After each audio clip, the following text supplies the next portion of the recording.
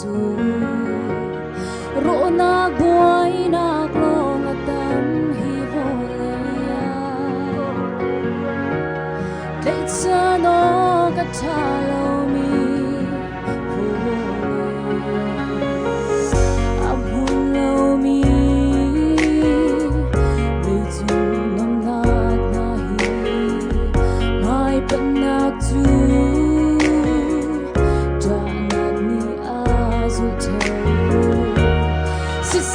boy pa na dot na kikang halko nakut sung ka umsa ka na nga vai lama mi sol kay ta nin na peki hinglut sinan haka fayin an su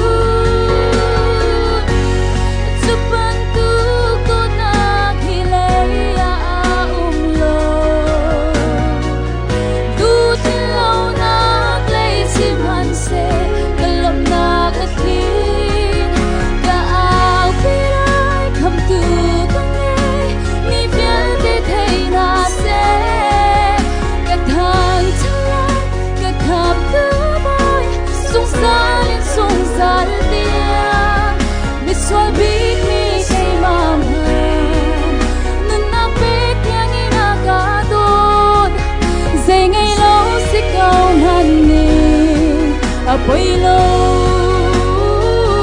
do tu kangai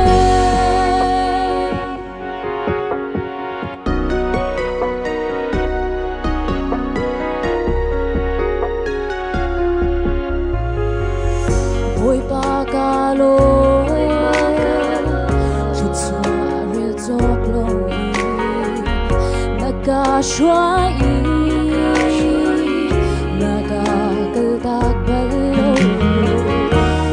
zum ok lang na sinak tu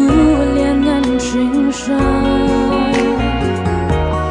da feel ngay nak tu kai ta asa vai lama mi sol kai ta nak peki hinglut sinan haga fayin an tu Bantuk tu nak hilaya umlo Dut lau nak lay siman se Kalam nak atlin Kaaw pilay kam tu kangay Mi pial de thay na se Kathan chalay kakap tu boy Sung salin sung sal pia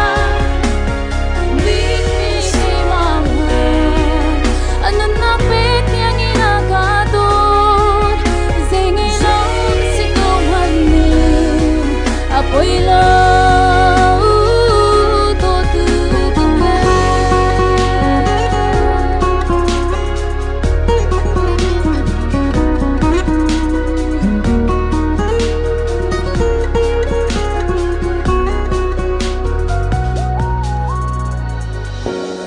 vai lama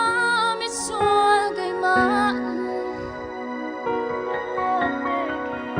lingut sinan haka fayin an tu